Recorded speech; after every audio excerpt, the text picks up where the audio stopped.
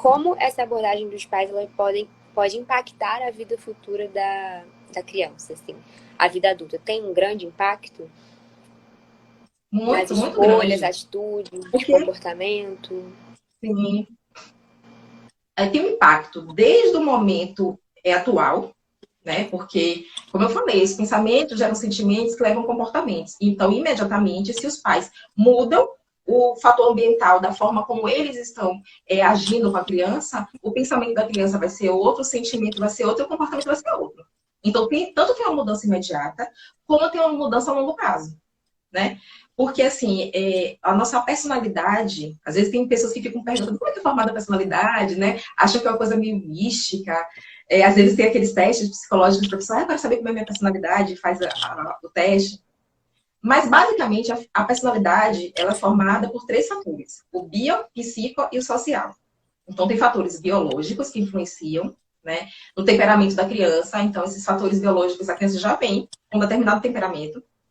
E aí tem basicamente dois grupos de temperamento, né? São quatro temperamentos, mas que eles se dividem em dois grupos. Então tem um grupo em que a gente tem um mecanismo já biológico, que todo mundo, mesmo as pessoas leigas, já deve ter ouvido, que é da luta ou fuga, no momento de perigo, né?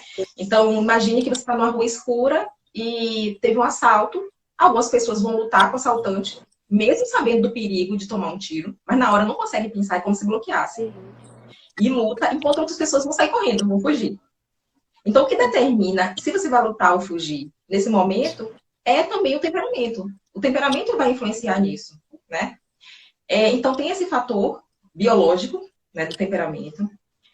Tem um mecanismo também que é biológico da imaturidade cerebral, como eu falei.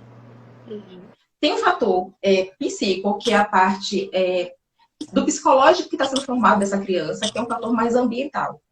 O quanto os pais e os cuidadores principais, que estão mais próximos dessa criança, os professores, estão influenciando na formação de crenças, de valores para essa criança. Então, tem esse fator ambiental.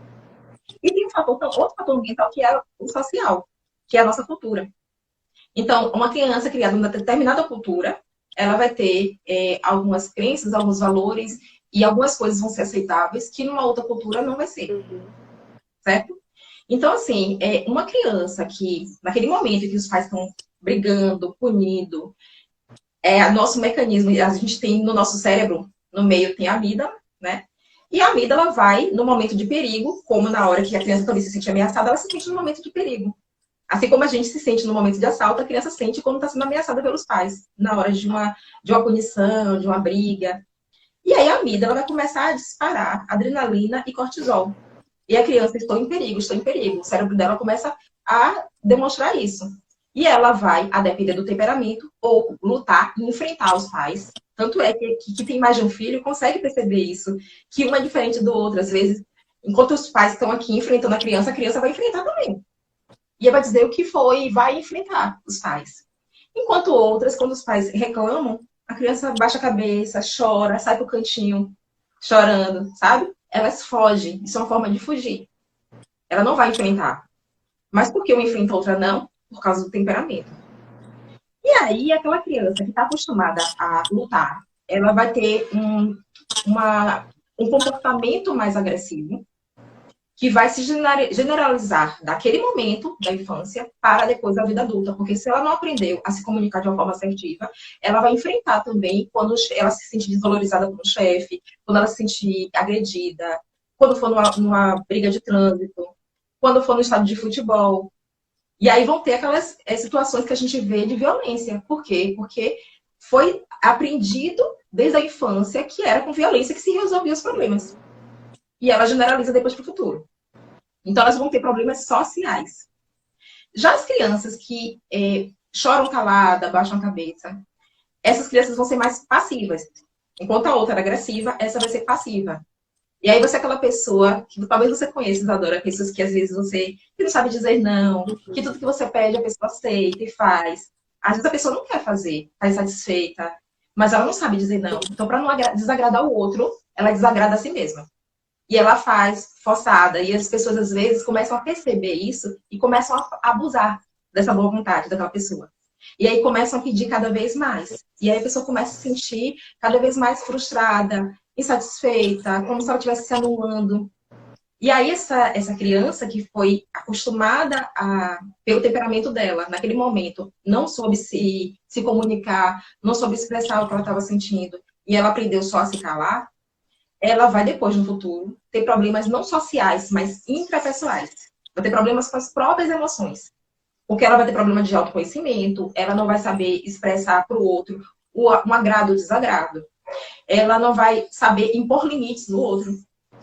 E aí, um dos prejuízos pode ser situações, às vezes, que a gente vê de violência doméstica, em que as pessoas, às vezes, não entendem por que essa mulher se submete a isso com esse homem, por que ela não consegue reagir, por que ela não consegue se defender, porque ela não aprendeu na infância como se defender. E aí juntou a forma como os pais agiam com ela, né, que achavam que estavam educando com a melhor das boas intenções, lógico, os pais sempre querem fazer o melhor para os filhos, mas eles às vezes não sabem como fazer.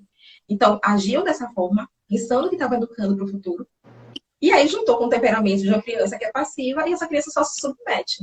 E ela se submete na infância e vai se submeter também depois no futuro. E aí, cada vez mais que ela se submete, mais as pessoas se aproveitam disso. Então, são pessoas que vão ter problemas de transtorno de ansiedade, transtorno do pânico, depressão. Então, são geralmente essas pessoas que vão para a terapia.